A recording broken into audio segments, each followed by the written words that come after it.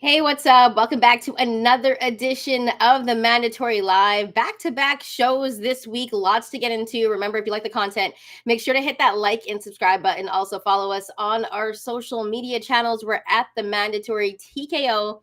And if you listen to us on the audio side, or if you don't, that's where you can find us. Wherever you find your shows, podcasts, we're on there as well. So make sure to subscribe to us. And if you have a couple minutes, which you might, leave a rate and reviews. Give us a 5-star. That will help the channel grow as well. Thanks to everyone that is rocking out with us already. And if you're on the live right now, remember, this is an interactive show, so we want to see your comments. We will read them out. And if you're watching this later, we will get to your comments as well. We might not always respond to them, but we're trying to be better with that. Bryan, really busy day for you because you were at the Fatal, what is it called? Fatal Fury? Fatal Yes. Fury, yeah, named after a video game title. Not one that is my genre of choice, but yes, it exists. Yes. So if you didn't hear yet, and I'm sure you did if you're a boxing fan, but if you didn't, this will be an event that will take place in Times Square, one of the busiest places in North America or in the world. Anyways, this boxing event is going to take place in Times Square in New York City, and the card is absolutely stacked. We're going to start off a little bit with the undercard, which is a little bit wild because Teofimo Lopez is slated as like the third fight on this. Going up, which I think is crazy, but nonetheless, that's how stacked the card is.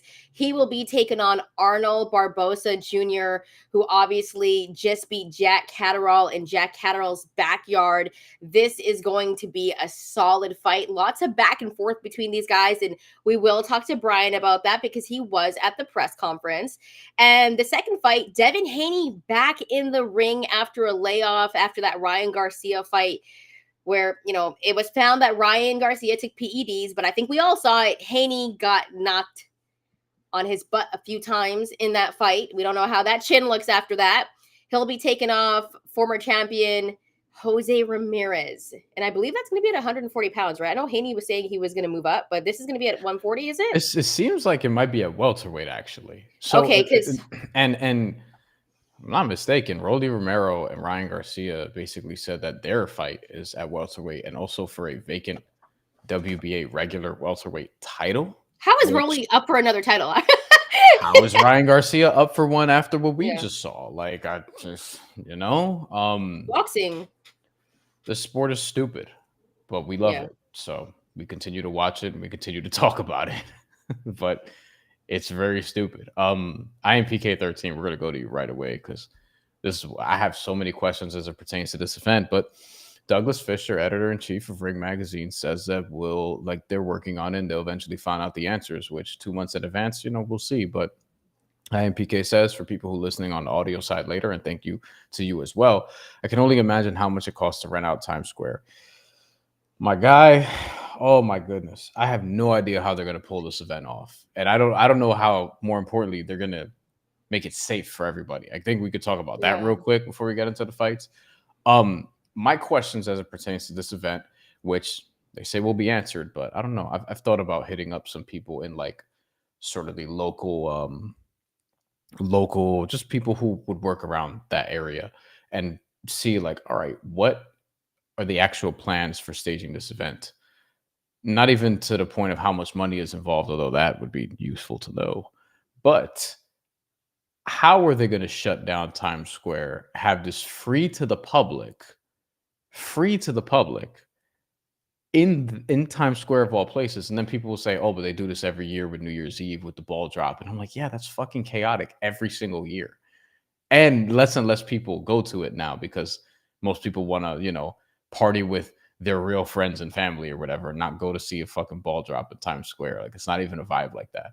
So it's just weird. And then I also wonder, like that's a touristy thing. If you come to New York for New Year's Eve, that's a touristy thing. Like people from New York don't go to Times Square. They try to avoid it at all costs.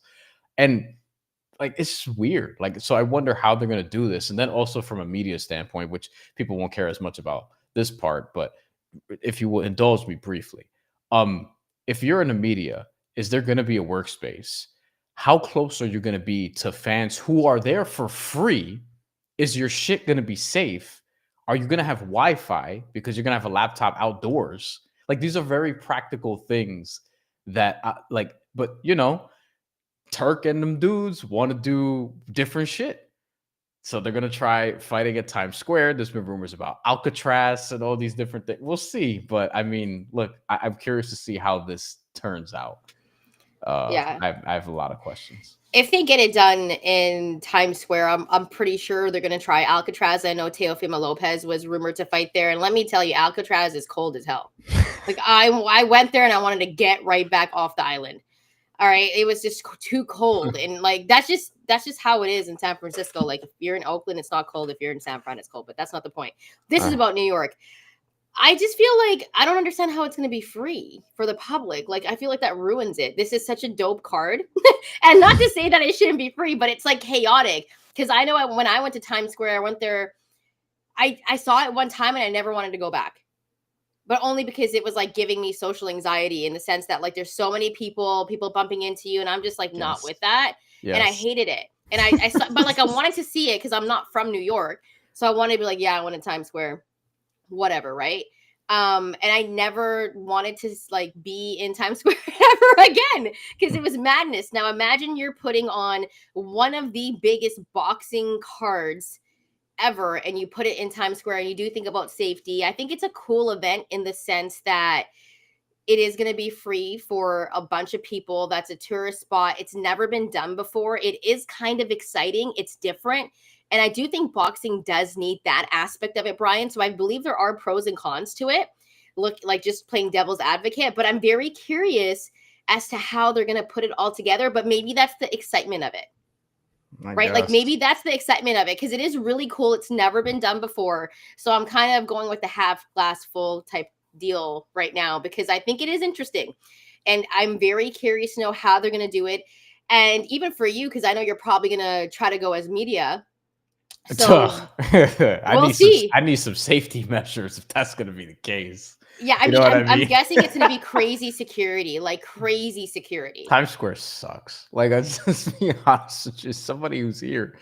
Like, I again, you if you try to avoid it at all costs, you could imagine.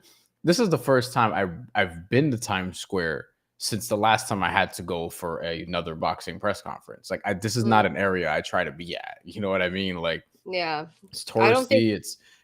Actually, last time I probably went through that area was when I came back from a trip because going through Port Authority and whatever. Like these are places that you try to avoid.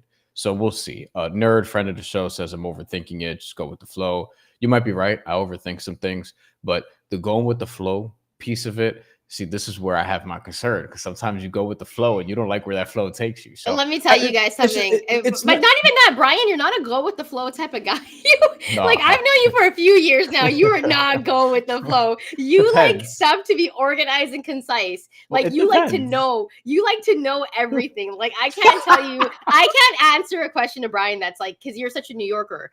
I think that's like very East Coast mentality. Like you'll ask me a question and I won't know the answers and I'll be like we'll figure it out later. And like he hates that. So he's not. He's not a like go with the flow type of. I've said that to you before, and you're like, well, we need to know now. Like no, like what time? Like I don't have answers all the time. You know what I mean? Yeah. But I think it's exciting. Drop your comments. Let us know what you think about this card being in Times Square. If it's something you might want to attend, it's going to be free. But also it's like, what if you actually want to see this fight and it's a dope card and it's free? Like, don't you want to pay for seating? Is there going to be people that can pay for seating for this? What if it rains? These are questions that I have. Like, is this a rain, sleet, or whatever event, shine, or whatever the term is? Like, look at this.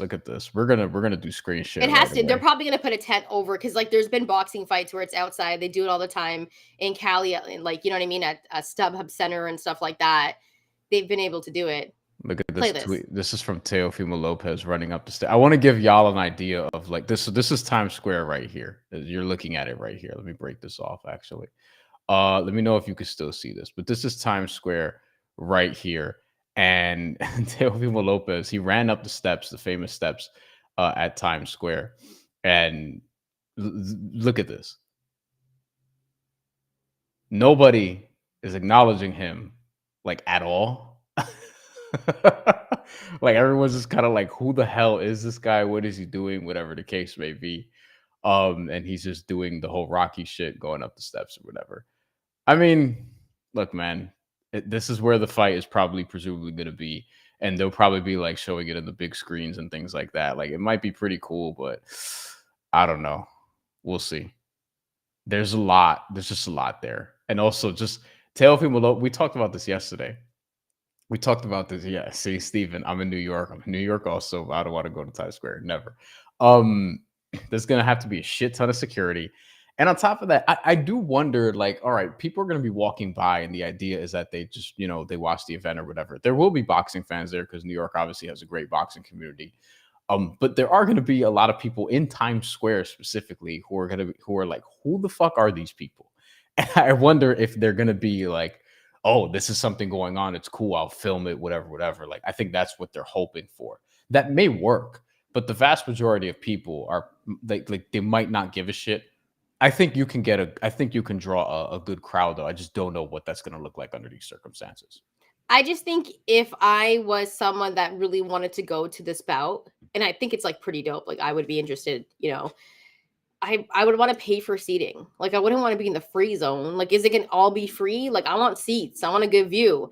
Like what madness is? It's like madness if something's free for a big event. You know what I mean? And maybe Unless they do it like the way, like how sometimes you go to daytime TV shows. So like for example, like as like if you go to like the Kelly Clarkson show, for example, you have to sign up for free tickets. Yeah. And then you get your acceptance or whatever, and then it's first come, first serve. Same thing with like Seth Meyers, the same thing with like all these different daytime shows or whatever. I don't think they're gonna do it like that. But like, they should. Maybe it should be a little bit like organized. Yes, that's the only thing I'm looking for, a little bit organized, because I think it's such a cool event. But I think it's cool too for the fans for it to be free, but sometimes I don't know, like free stuff is cool, but sometimes I'd rather pay for something for like legit seating. You know what I mean? Like maybe I'm old, but I don't know. But IMPK13 says, honestly, like keep dropping comments because I kind of feel like we should just write out comments all episode. Yeah. Especially since it's our second one this week and not a post-fight live. IMPK13, Jessica McCasco versus Cecilia Brækhus was fought outside downtown Tulsa, Oklahoma. It can be done. Very different than Times Square. Well, I think it can be done. It's just the logistics. I'm not saying it can't be done. It's just like how is it going to be done needs clarity. They'll eventually get there. Like we'll give them some form of grace, but like there needs to be a lot of questions answered because this is one of the busiest places in the world. Downtown Tulsa is not. And we ultimately need to find out if today is any indication on how organized this may be. Today was not very organized in terms of the press conference aspect of it. Well, let's get to that. Let's get to that, Brian, because you were there at the press conference. And, we got some good stuff from the press conference because Brian was there. Your thoughts on the vibe and the view, and what was the most exciting thing that happened at the press conference? Tell us about it. Exciting thing at the press conference. We'll get to that in a second.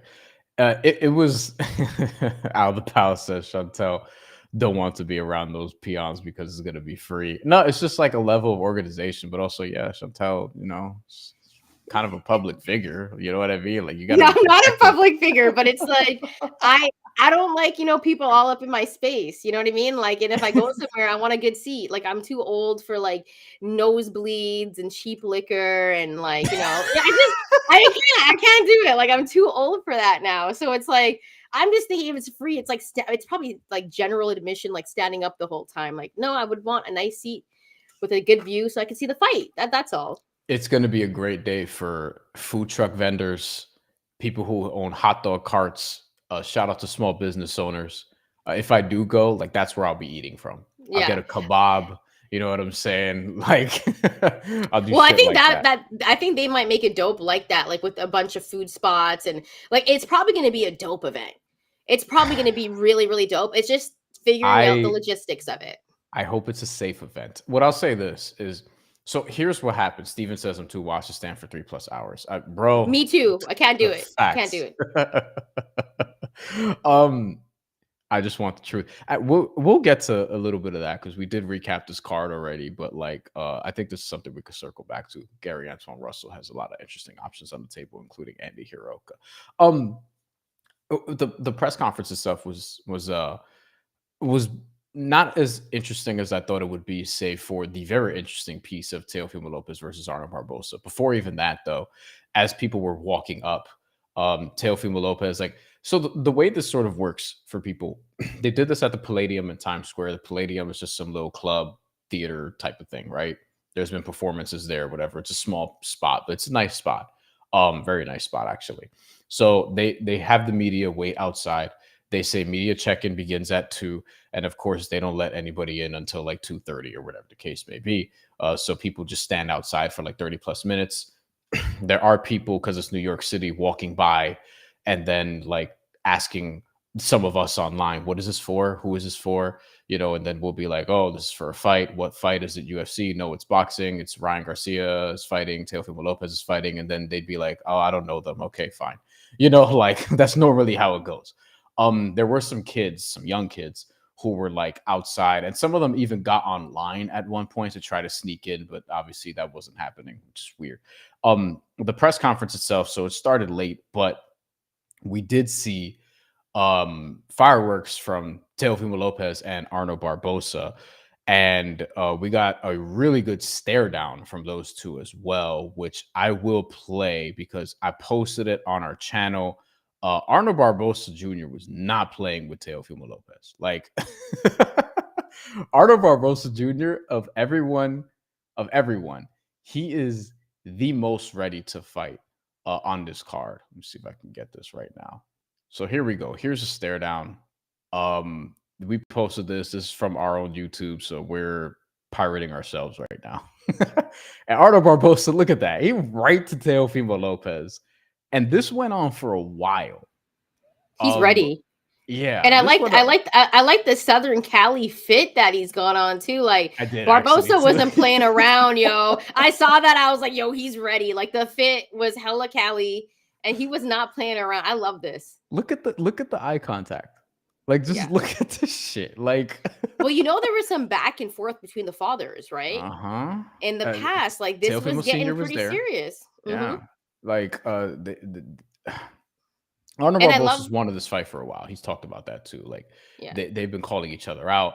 One of the questions at the press conference was like, you know, what Arnold Barboza's been calling for this. I zoomed in there because, like, look at them still going at it, and basically is like, yo, this has been going on for a while. How come it hasn't happened until now? Teofimo Lopez was being dismissive and being like, yo, this isn't a big fight, in my opinion, but Turkey wants it, so we'll do it. You know what's wild? You know what's wild is how serious is Teo going to take this fight? Because as Arnold said in the press conference, like, he comes from absolutely nothing. Like, nothing was given to him. He had to fight his way. Look at his last 2 wins. Beats Jose Ramirez. Beats, you know, Jack Catterall. Like, that's massive, right? That's massive. Like, Arnold is focused. And I think you could even argue, looking at his resume, like, he's got names on his resume. You know, I think people are sleeping on him a little bit. I think this is going to be one of the most entertaining fights on the card. And, you know, if you watch the mandatory, Arnold Barboza Jr. was one of our first guests on the show. We're going to try to get him back for sure.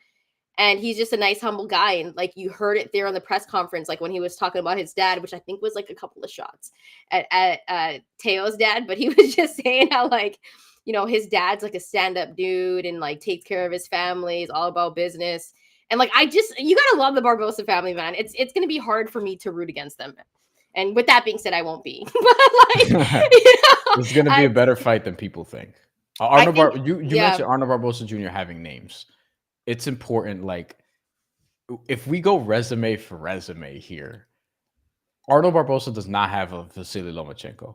No, he doesn't. He also doesn't have a George Kambosos loss, right? The Sean McComb thing was a little suspect, but Jack Catterall. I mean, it's hard to put him. Well, here's the thing. This is why I think that's unfair, because I've always said there's 2 names that I've said that have great resumes: Anthony Joshua and Teofimo Lopez. Teofimo Lopez has one of the best boxing resumes. And everyone's going to go look at that George Kambosos loss, but you actually look at the guys he has on his resume. He's got a very, very good resume. where I think people got to put respect on Teo's name. Like, if you actually go through the names on Teofimo Lopez's resume, he can talk that talk. He definitely can. I think there'd be some people who disagree with this because of the George Cambosas, but that's stupid, man. Like, what are we doing here? Wait.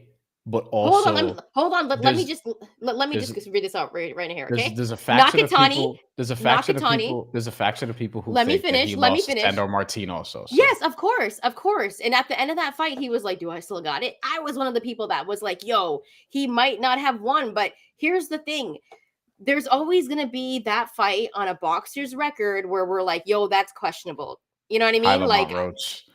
Listen, yeah, exactly. That's going to be the one for Tank, right?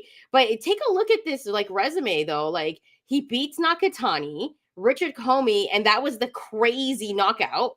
Mm-hmm. Right? Comey was good. Comey was a champion at the time. Yeah, Nakatani was undefeated. That's fair. He was not supposed to beat Lomachenko. Like, he beat Lomachenko, and I think he did it convincingly. Then he's like, "Yo, George Cambosas ain't nothing. Like, I'm not gonna take him too seriously. We know what happened there." Sandor Martin, one of the trickiest fighters in boxing. Everyone has a problem with him. Josh Taylor was undisputed. Lomachenko was minus 450 for that fight against Teofimo Lopez. Crazy. He was a big favorite. Yeah, Josh Taylor, who I know people are going to be like, "Yo, he like wasn't the same Josh Taylor." That's still a name. Jermaine Ortiz, people are going to be like, "Yo, you know what I mean? Like, that was a boring fight," but Jermaine Ortiz is a good fighter. Don't say the next. Don't say the. No, I won't. I'm not. Yo, don't disrespect the Canadian Steve Claggett, okay? Not today. Not today, Brian. Tough. Not with everything that's going on with America and Canada right now. Okay, don't you dare. Okay, disrespect Steve Claggett on this platform. Shit, I'm Team Canada. Honestly, the way we're handling shit. No, but I'm just saying. Sorry, I went on a little bit of rant there, but. I say that to say is that Teofimo Lopez has one of the best resumes in boxing. I will stand by that. And I've never been a boxing fan that's like, "Oh, he's got one loss." We all know Mayweather had the O and everyone wants the O. But my favorite boxers have a loss except for Andre Ward. Arnold Barboza's resume. Aldo Powell mentions Mike Alvarado. So we'll start there, actually, because that was probably, I don't know if that's the win that sort of put him on the map, but maybe. I'd like to ask him this question if we do get him back on, and we'll work on it. If he thinks that's the win, because he did mention this actually when we spoke to him. He felt like that was an important win for him, and he knocked him out in the third round, which was surprising. And it was at Staples Center.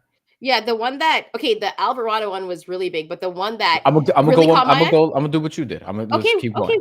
Okay, wait. I just want to say before you say it, the one that was impressive to me that I remember was the one that. I believe was it before? Yeah, Alex Saucedo. Because as you know, there was so much hype on Alex Saucedo, and Arnold Barboza was not supposed to win that fight against him. And Alex Saucedo, I don't think he boxed again after that, right? Did he really not? That was his last fight. Like, Arnold, it's really sad and unfortunate, but he couldn't box after that. It's interesting that Barboza was it was a bit about 50-50, and then for whatever reason, Saucedo may have been the A side for that. I don't remember. He was the A side. Yo, the way Top Rank was pushing him, was pushing him was crazy. Like, Saucedo was supposed to be that dude. Barboza was fed in there so Saucedo could be. Like, I still remember all the promos for that fight and everything. That, like, he was not supposed to win that fight at all. And that's why when Arnold won, it was like a big surprise. And Saucedo it's really unfortunate, but he never boxed again. Barboza was a slight favorite, which is a little surprising. Apparently, he was an underdog against Mike Reed a bunch of years ago. Danielito Zorrilla, that was about 50-50-ish, and then he closed at 2-1. So he was favored for that. Jose Pedraza was a legit great fight. That's one of his most impressive performances. And I know Pedraza is, like, all due respect, kind of washed now. This was before he like completely, got to that point. Like, he was still seen as like a fringe contender, at least at that point of his career. Yeah. The Sean McComb one is the one that was very suspect that he probably got away with one there. But he goes out and he beats Jose Ramirez as an underdog and Jack Catterall as an underdog. And now he's an underdog again against Teofimo Lopez. Like, he beat Jose Ramirez. Jose Ramirez was the A side and the favorite. Jack Catterall, he beats him in the UK. And those were two fights where I was like, listen, if Arnold Barboza wins, I don't know if it's going to be unanimous. It might be close. Like it might be one of those things where like he needs to overcompensate. He beat Jose Ramirez unanimously. That was easy. And Jack Catterall, he got a split, which plus 1100 or something like that. What a hit. But he's gotten some impressive wins, and I feel like the resume conversation is interesting considering that he has that one blemish against Sean McComb, but got through it, and he's clearly gotten better since. Teofimo Lopez has been very inconsistent, as we got a comment about, just super inconsistent, which Steven notes here. So yeah, and that's the only thing. It's like, what Teofimo Lopez are we going to get? Because right now he's joking around and having a good time trying to sell the fight, but hopefully he doesn't do that in the ring against Barboza. Like, hopefully he knows how serious this fight is. And, you know, I think Teo will, because I do believe that Teo does believe that he's the best when he says it. But, you know, this is a fight that I don't think he can sleep on, because Barboza looked ready from what you saw. And you said it was like one of the best parts of the presser. it was the only Devin Haney said nothing. Jose Ramirez, he's, you know, quieter dude. He's not going to talk a ton of shit. Ryan Garcia was very mild. I think people were expecting him to be explosive, but he's trying to turn over a new leaf again, and is trying to be not what he was, like, I guess, leading up to the Tank fight, and what he was immediately after, and leading up to the Haney fight, and what he was immediately after. So, and Rolly Romero was very just calm. It's kind of like the way when we interviewed Rolly last year and we had him up here, kind of like that. Like he had a couple jokes here and there, whatever the case may be, but he wasn't outlandish trying to do too much. Like Teofimo Lopez was clearly trying to steal the show, and Arnold Barboza wasn't having any of that shit. I also like how Teo was like, he was like, this is boring. None of y'all are talking shit. Like, he was really trying to sell it. So, and, you know, and the thing about that is that I give Teo props for is that, like, he's a showman, right? And that comes with boxing. But, you know, what's really interesting is the most popular guy on the card is Ryan Garcia. Yeah, I don't even know how close it is, to be honest with you. It's probably him, like, with a bullet, and then I would say, is Teofimo second, or is it Devin Haney? I feel like Devin and Ryan's names will always be attached to each other, like, forever.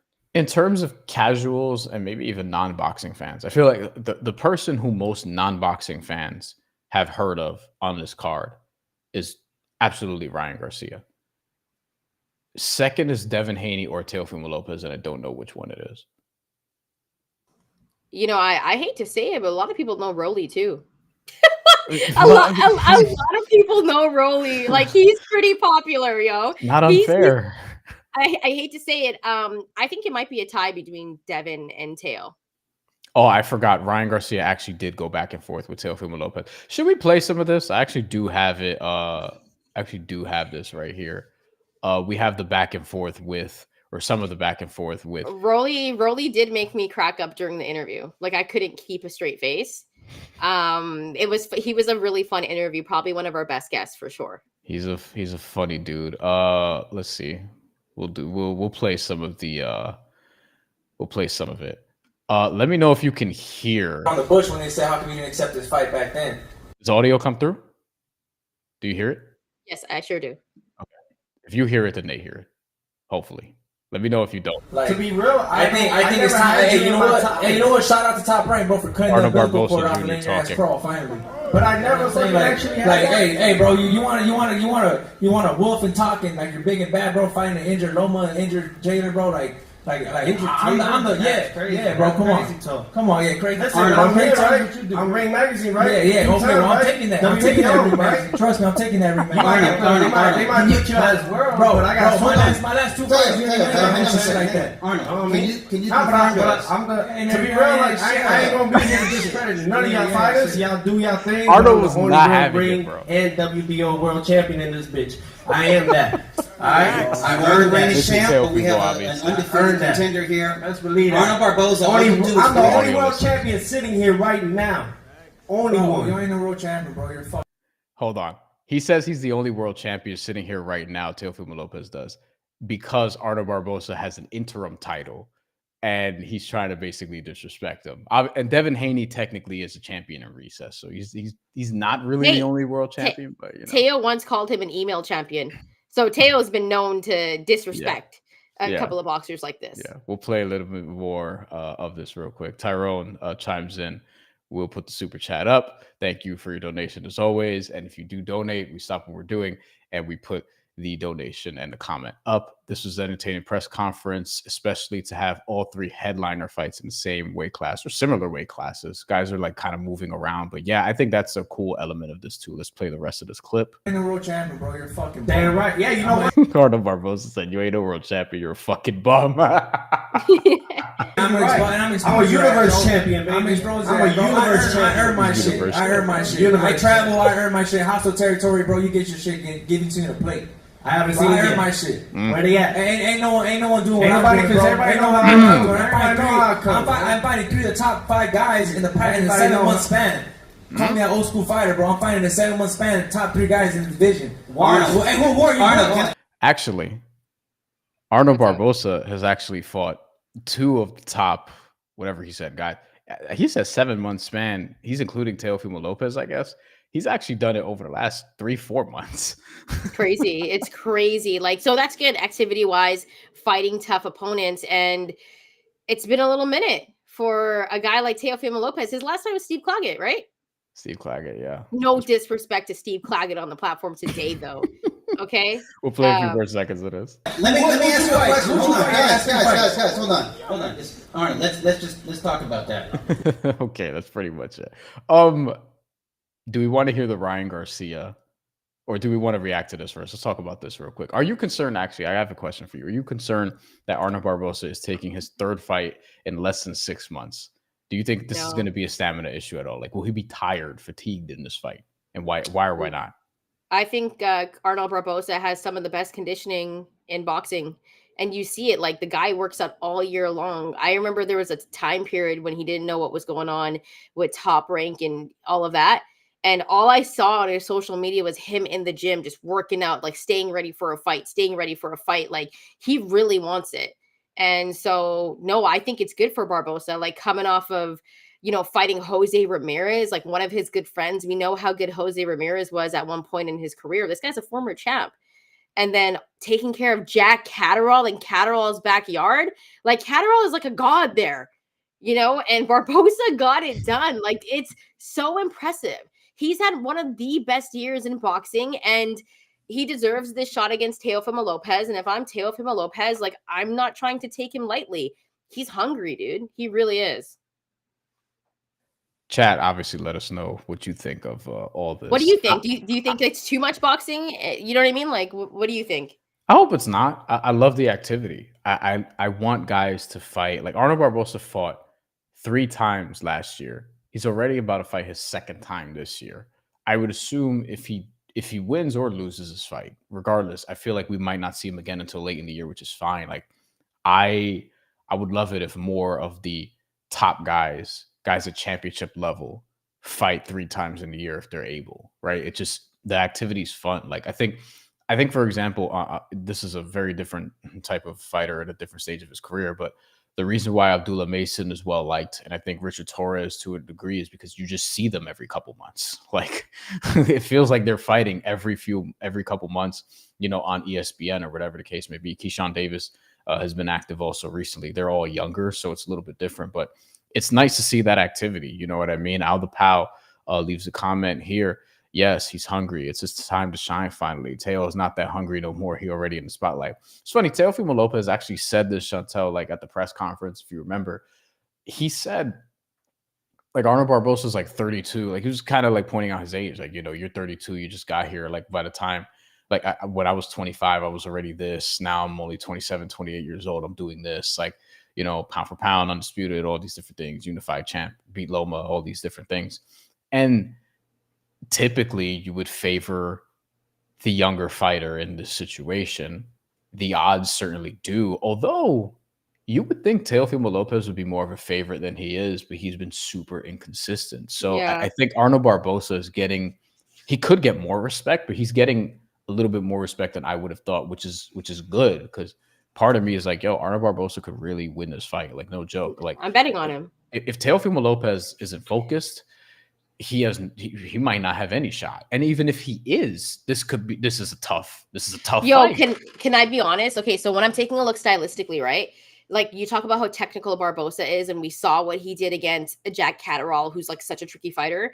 And then we saw what he did against Jose Ramirez, who is known to be like, a come forward fighter, like that Mexican style, like pure Mexican style, right? Where I think this is a really tricky fight for Teo because he has to keep up his work rate. And at the same time, I think the only way that he's going to win is by stoppage or by knockout. Like, I think Barboza is going to be up on the cards in this fight. Technically, like, I think Barboza is going to have to do what he has to do. So I think it's going to be really close. I think it's going to be like a 115, 113 type of decision. But I think for Teo to win though, like, I think it has to be by stoppage or knockout, because I think Barboza is going to be winning on the cards. Like, what do you think about that? If the Teo who shows up against Josh Taylor shows up for this fight, then that's tough. The problem is, what we still have to sort of sort through is like, all right, was Josh Taylor done at that point or close to it? Because he was also he was inactive for a long time before that fight. It was injuries too, man. Like, Teo looked great. Like, Teo looked great. It looked like that was the first time he really put it all together after the Lomachenko performance. But Josh Taylor was very inactive. So I do wonder, are we bordering on giving him too much credit for that also? Like, we'll have to see, because since then, we were just having the resume conversation. It's been Jermaine Ortiz and Steve Claggett. Jermaine Ortiz, we know, was a dud for both guys. And honestly, Teofimo deserved to win because he at least threw punches in that fight, even though he struggles with guys who can move around and counterpunch, a la Arnold Barboza. This is exactly what he's going to do, except he's actually going to throw punches, right? And lately, he's been sitting on them more, which has been fun to watch. And Steve Claggett, people expected a knockout. He didn't knock him out. He won basically every round. But I think people wanted more from that Teofimo Lopez performance. He didn't knock out a guy who has only been knocked out once in his career, but still overmatched clearly, but closer to the finish. So Teofimo Lopez just leaves you wanting more constantly. So I don't know what's going to happen. But to me, on this card, it's the most interesting fight because I have an idea of what's going to happen in the Ryan Rolly fight. It's just going to be fun to watch. And then Jose Ramirez and Devin Haney. With respect to Jose Ramirez, I don't know what version of Devin Haney is going to show up either, but I think most people are expecting Devin Haney to just take that if he's right. Nah. Okay, yeah. I don't know. Maybe I'm tripping. Like, maybe man, you know what? I feel like Ramirez didn't look good against Barboza. It's hard to say. Like, I'm such a big Jose Ramirez fan, but I also think he could pose some issues for Devin, Brian. Like, I really, really think that we'll put it up. You go to your thing right away, okay? Al the Pal, thank you. I can't let my boo Shantelle go without Starbucks. Thank you, Al the Pal, good friend of the show. I do appreciate that. I do love my Xbox. I do. I've told you this. Yeah, I'm more of like a green tea. Well, I'm more like a green tea type of gal, but I don't get anything that's like super sugary. Or like anything good. If I'm on the road for work, which I am a lot, then in the morning, because I don't pack my pre-workout, I just get like a small black coffee. And I use that as, I'm so boring. I hate to tell you guys, like, I'm not very cool at all. But thank you very much, Al the Pal. I do appreciate it. And thank you for joining us on the live tonight. Starbucks. Okay, so I'll use Starbucks. Like, I'll get a sandwich from there or something, like one of the breakfast sandwiches. Their food is so bad for you. Yeah, it's not like occasionally. Don't eat there. Okay. Like once every couple months, you know what I mean? Like, I'm just sorry to do that to you. Like I was saying, okay, I think Jose Ramirez could pose some problems for Devin Haney. Devin's really good though defensively as well. I think Devin might shine in this fight, but I also think Jose Ramirez, like, what if he has some success against Devin? What if Devin comes into the ring a little bit scared or bigger? Is this a thing? Oh, I think he's gonna look huge, dude.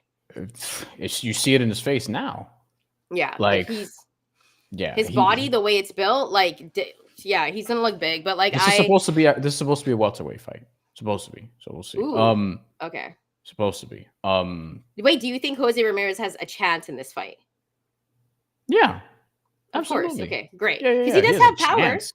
I think of the B sides, he probably Rolly might have the worst chance. I don't know. I don't know. Ryan is also a wild card. You know what I mean? Yeah. Tyrone. Well, yeah, Ice in that Matcha. fight, like, Do you, what if look at Rolly does Tyrone's catch? order? Do you approve of Tyrone's order at a Starbucks? It's very good, Tyrone. We're gonna put this up because you also donated to the show. Do y'all like Dunkin' Donuts more than Starbucks or Starbucks more than? We don't have Dunkin' Donuts here on the West Coast. That's an East Coast thing. Seriously? We don't have it here on the West Coast. didn't know Anywhere that. on the West Coast, we don't got Dunkin' Donuts. Have you ever had Dunkin' Donuts? Not that Yeah, it's I like have. something you need to have. It's I did try it. I thought it was trash.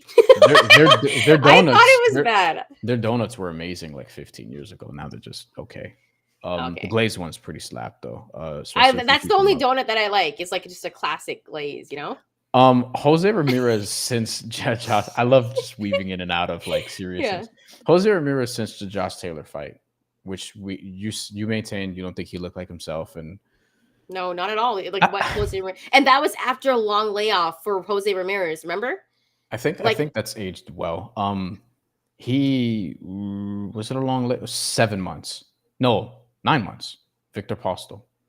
Oh God. Remember that? That's a name. That was also, by the way, that was a majority decision, and that was a fight that I didn't think he looked awesome either. So you have that performance. Like Maurice Hooker was probably the last time that Jose Ramirez has been like, oh shit. A good comment from Nerd.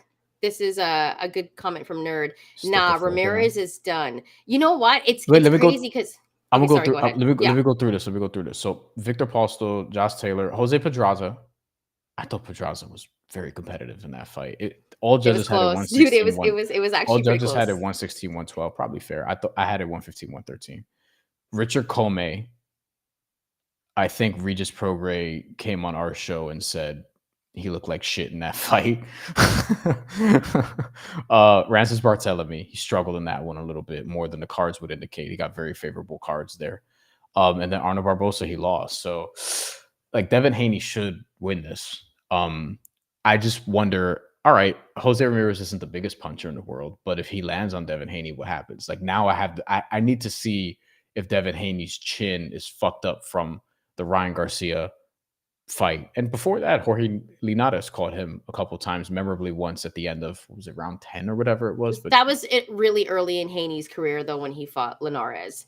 I think Haney was fighting on like the zone at the time, like really early on. That was 5 years ago. He's gotten better than that. And I think when he fought, like it was Cambosos, but like those performances down in Australia were beautiful that Devin Haney put on. Oh my God. Before we get into that, Al the Pal says F donuts, tacos in the morning. I like tacos and burritos in the morning, of course. I like burritos in the morning. I don't eat tacos in the morning, really. Breakfast burritos slap though. Breakfast tacos are pretty good though too. Tyrone the Great. I'm on the East Coast. Krispy Kreme over Dunkin'. Yes, I love Krispy Kreme. Yes. Like every time I drive by a Krispy Kreme, I think about it. I'm like, should I pull over? Yes. Their Oreo donut is fucking amazing. And their regular glazed joints are good too. That's so good. Krispy Kreme. I don't eat Krispy Kreme all, like it's probably like maybe once a year. But like, let's play Ryan Garcia and Teofimo Lopez talking shit. I meant to get to this earlier, but we had some fun. And continue to drop comments on really anything in particular. But Ryan Garcia, Devin Haney, Ryan Garcia, Teofimo Lopez, excuse me, back and forth from Fatal Fury. These two are not fighting each other, but I think people will be interested in this fight if it does happen at some point. We're gonna run that. I forgot that's where it started. So all right, we're off to a great start. Hold on. Yeah, I like it. I hope, but like bring it in. Bring it in. Y'all not even put the tip in yet. Like, come on, pause, by the way, pause. But all right, getting fired up, man. Okay. Ryan Garcia was getting heated, bro. I'm gonna end nobody talking shit right now. That's crazy. I'm gonna end. Teofimo Lopez was pissed off because nobody was like hyping it up. You know what I mean? Like he wanted the press conference to be more explosive, and he was getting annoyed that people seem boring at the presser. In this session, with the question to you, and I spoke to you a little bit, at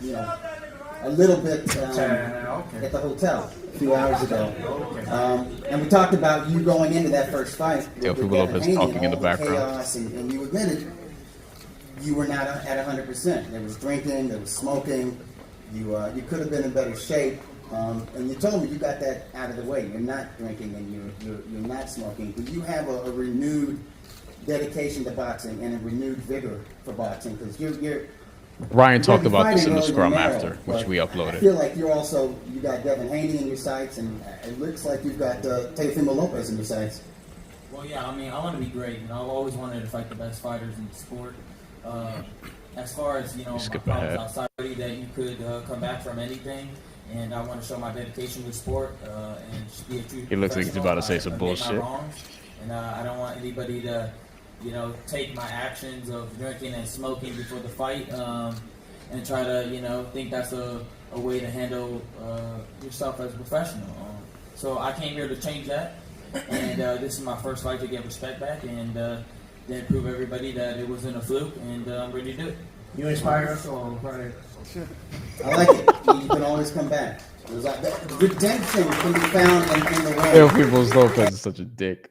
He's like, you inspire us all, and they're going back and forth. It's good content. Yeah. It's entertaining. I love how entertaining it is, but also after, you can find this on our channel in the Ryan Garcia scrum, where he's talking to a bunch of reporters and whatnot and content creators. He mentioned that he does have a lot of respect for Teofimo Lopez. He just felt like Teo was trying to knock everyone's accomplishments and he wasn't with that, but that he would be interested in fighting Teofimo Lopez one day. So maybe that's a fight that we do get. I think that's a fight that does numbers, but I think Ryan Garcia has to have a very good performance in this first fight back. And let's not sleep on Rolly. Like, he does still have power. That's the last thing to go. He has been knocked out since. But listen, I think it will be entertaining. And Rolly still has power. He's going to make this one interesting. This is supposed to be at welterweight also. So we got a bunch of guys moving up. Rolly said he outgrew 140. That was one of the quotes that I posted also. Said that he long outgrew it. He felt like he's hung around at 135 for too long and then hung around at 140 for too long. So 147. He told us he wants to fight Canelo. Like, he'll go up to 168. He's nuts. Ryan Garcia, honestly, I think would do the same thing if he wanted to. Steven asked if he's training with Eddie Reynoso leading up to this fight. I know he had been training with Eddie Reynoso. I don't know if he's training with him specifically leading up to this fight, though. He may be. I'd be curious to, no disrespect, but I don't know if he needs Eddie Reynoso to win this fight.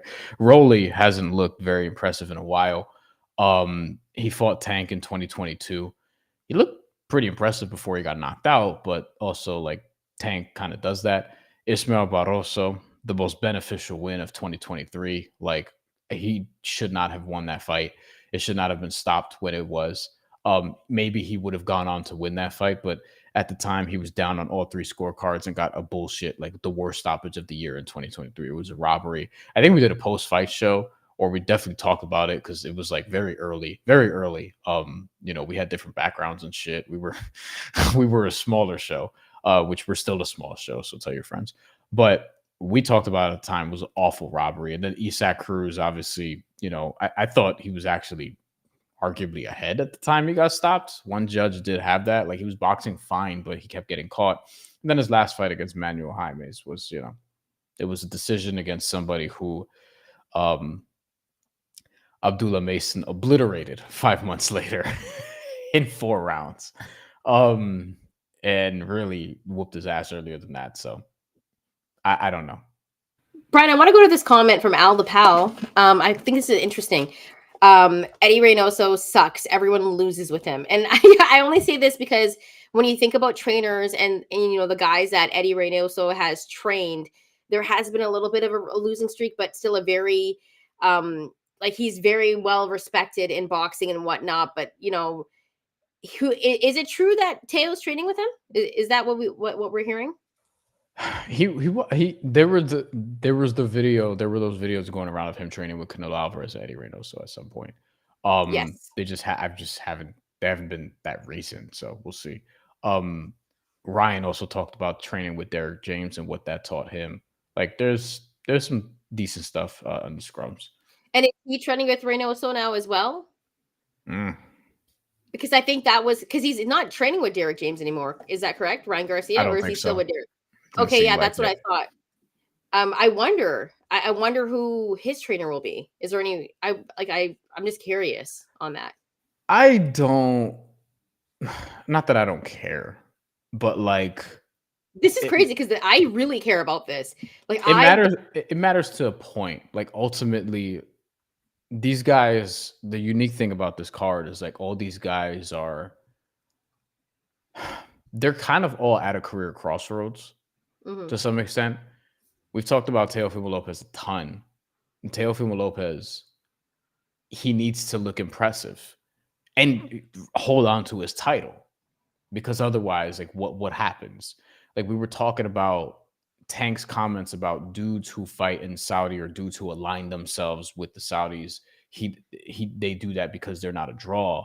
And Teofimo Lopez is one of these dudes, like he could only sell theaters, it appears, even though he has like star quality that you would think he could be able to sell out Madison Square Garden. He can't. He hasn't. You know what I mean? Like, I think Sandor Martin may have been at the Garden. I don't think that was sold out. And it was also like weird time. But like, what was that? Was that one at the theater or the Garden? No, I think that one was at the Garden. Oh, okay, got you. I'm gonna check right now just to be sure. But like, if you just look at Teofimo Lopez, like in his arc, like he needs like a really, really good performance here. Yeah. Sandor Martin was at the Garden. It was in 2022. I want to say Jared Anderson was also on that card. Let me look up the attendance. It feels so long ago, that fight, but I remember it like it was yesterday and not being as impressed. I think this is a great question by Nerd. And it goes out to Al the Pal, or even you, Brian. Al the Pal, who is a good trainer? Brian, who's your favorite trainer in boxing right now? Mine's got to be Bomac. I was literally going to say it's hard not to say Bomac. Yeah, it's really ridiculous. Hard. You know, there's some good trainers that I follow on Instagram, but they don't train like any of these high profile fighters that we're talking about. But they're like, it's hard not to say Bomac. You know what I mean? Yeah, that dude just gets results. I don't know what it is. Terrence Crawford and Keyshawn Davis. You know what I mean? And he's one of these dudes. Like he wasn't an awesome pro boxer at all. Like if you look up his box record, his record sucked.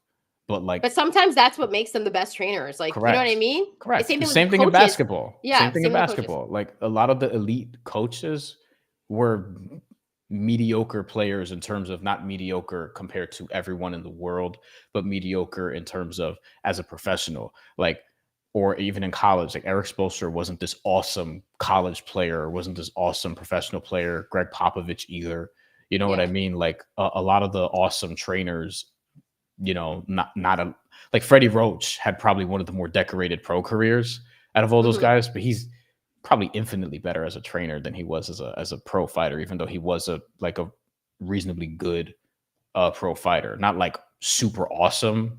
You know what I mean? Like, but you know, he had a good record for the times. Like he kind of was one of these dudes who fought everybody. I want to say it was 40-13 or something like that, but still. Yeah. Roach used to box. That's what we're talking about. Yeah. Any final thoughts, Brian? Is there anything else we should get to before we get up and out of here? We said this was going to be really quick and we almost stayed here for an hour, but that's because we like hanging out with you guys. Every time. Yeah. No, the chat is good. I mean, if y'all got some comments to fire off for a minute or two, we can take them before we get up out of here. How the Pal, all them trainers have L's. Yeah. I mean, like, I think you will have L's though as a trainer. I think yeah, go ahead. No, I just hate the whole narrative behind the L. Like, I think if you take an L, it only makes you better, right? It's the same in sports, dude. Like, some of your favorite athletes have L's.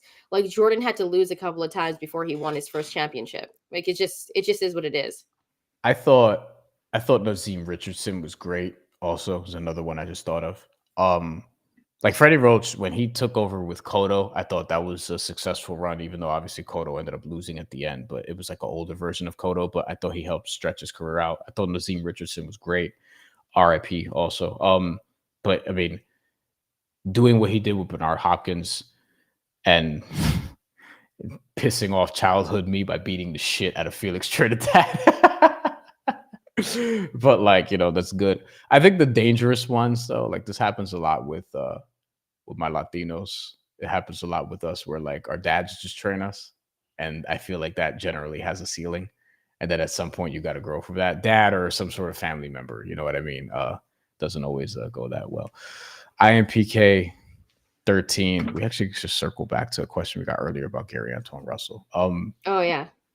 What do you make of Dillian White hurting his hand and dropping out of the Joe Joyce fight? Yeah, they're supposed to get Joe Joyce. So reportedly, Joe Joyce is going to have another opponent.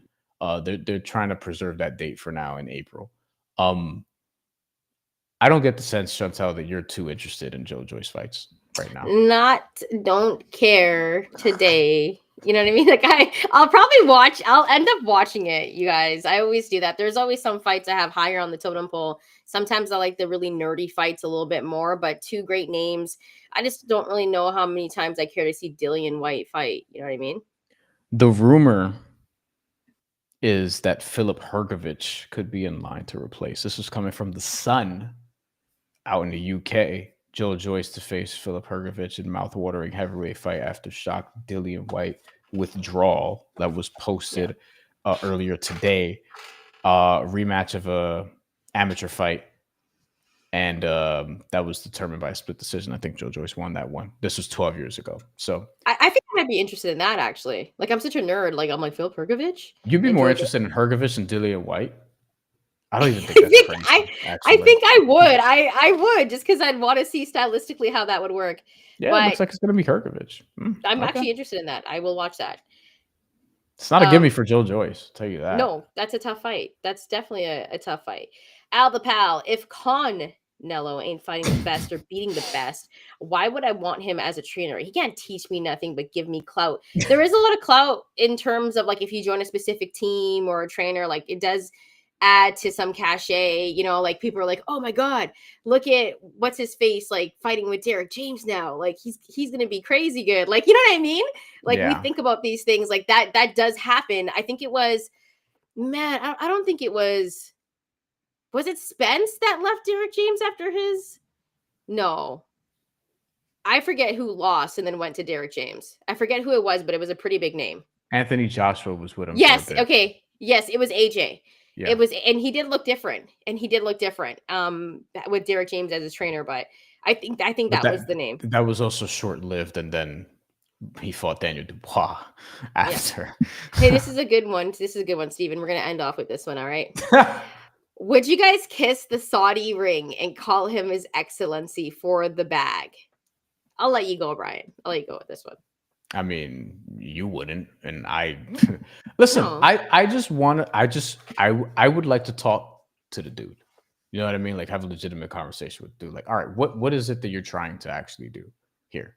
But this is not a conversation that could be on record because I wouldn't get straight answers or whatever. And also, he wouldn't talk to me because I have a very low profile compared to the people that he's hired or has some sort of say in working at the ring. Like, why the fuck would he talk to me? I don't have like a big following or anything like that at this point. Yeah. And then with you, it's like, you know, he hasn't even put a woman fight on.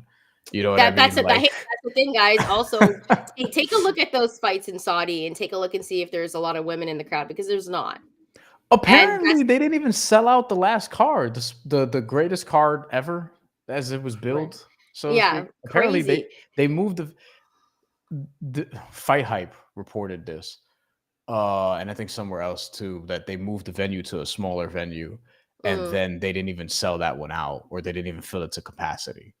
So yeah, but I will say this one thing. I think for, you know, going back to Steven's comment, I don't think there's an amount of money that can make me okay with like the social issues that go down there.